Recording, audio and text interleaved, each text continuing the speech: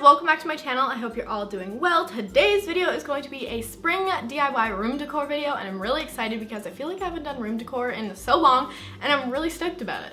And this video is also a collab with my friend Cicely here on YouTube, who I actually got to meet at Gen Beauty, but here is a quick message from her.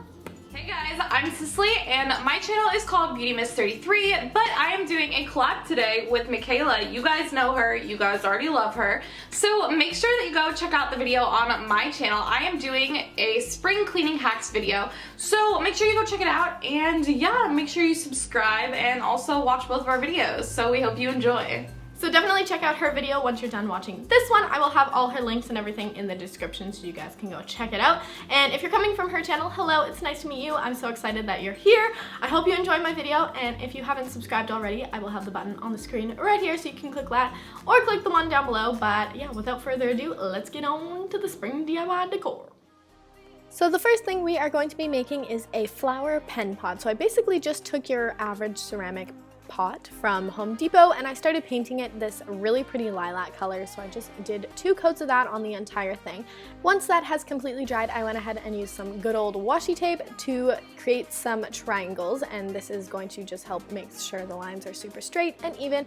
And once those were in place, I went ahead and used some copper paint to make the triangles, and of course I used copper because what would a DIY video be of mine without copper somewhere? So yeah, I used copper and I really like the way this turned out. I think the contrast between the purple and the copper worked out really well. So basically just went ahead and painted those in, and I did 2 layers of those, and then once that was dry, I went ahead and peeled off the washi tape.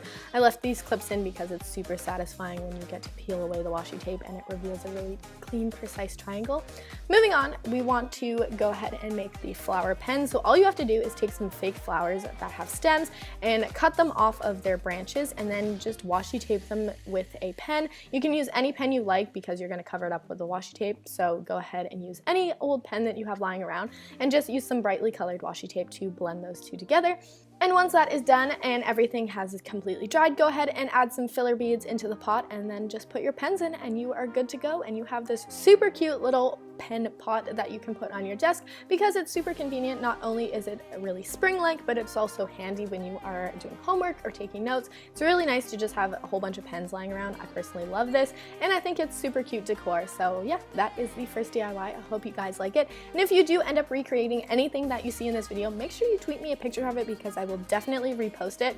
So yeah, definitely follow me on the social medias and so I can see your lovely recreations and different things.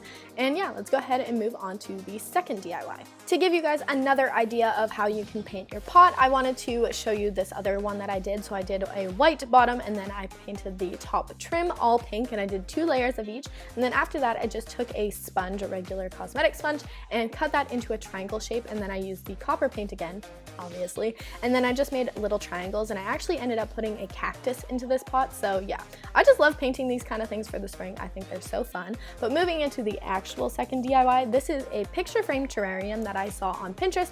I will have the original post linked down below in case you want to go check that out and see what it should actually look like. But I think this one turned out pretty good. So in the original post, it used 6 picture frames, but I was only able to get 4. So that is what I did. I just got them at the dollar store, and then you want to take the backs off of them, and as well as the little hook clip things. These just screw off, and then you want to take your hot glue gun, and you're going to want to glue the glass into the frame just so they don't move, because this is kind of crucial. You don't want them falling apart. So go ahead and glue the glass to the frame. And then taking 2 picture frames, you want to start by gluing one of the edges. And you want to, it's kind of hard depending on the frames that you have. If you have a really nice straight frame, then you're going to be good to go. But you basically just want to add glue to one of them and then stick them together. This is going to create the roof of the terrarium. So you want to make sure that they're kind of angled at the same way. Once those have kind of dried a little bit and they're not stuck to the table, go ahead on the other side and just kind of reinforce them by using a hot glue strip again. And then as you see me doing here, you want to go ahead and do that kind of same process to make the sides of the terrarium. And then basically you just want to do that on both sides and make sure that there's enough glue to hold the two pieces together because they are kind of heavy frames. And like I said, just repeat that on the opposite side to make the other side of the terrarium. And yeah, you want to let the glue sit for a really long time because it only is going to hold if it has completely dried. So once that has set for several hours, this is what it should look like when you are done. I think it's so cute, and it definitely is such a spring decor piece for a little cactus. I think this turned out really awesome, and yeah, I thought it was a cute idea for the springtime. Moving on to our last DIY decor piece, we are going to be making a popsicle stick shelf. So I actually ended up using 60 popsicle sticks, so if you want it to be wider, I highly suggest getting more popsicle sticks. But you basically want to start off by making a hexagon shape, and you have to really start with 3 of the popsicle sticks, as you see me doing here. It's probably easier just to follow the video instead of my voice, but basically you start off with the 3 and then you want to layer 3 of the opposite sticks on top, and you're basically just going to be repeating that process until you are out of popsicle sticks. This is the best pattern to make it grow or make it long and stuff. So yeah, it's kind of hard to explain, but you guys probably understand it from seeing it. And I just used hot glue to secure it all together, and that worked totally fine, and it dried really nicely, and it was all really even and stuff. So yeah, I really like the way this turned out, but I will let you watch the video and see how I did it and just like speed up the process so you guys know what pattern to go in.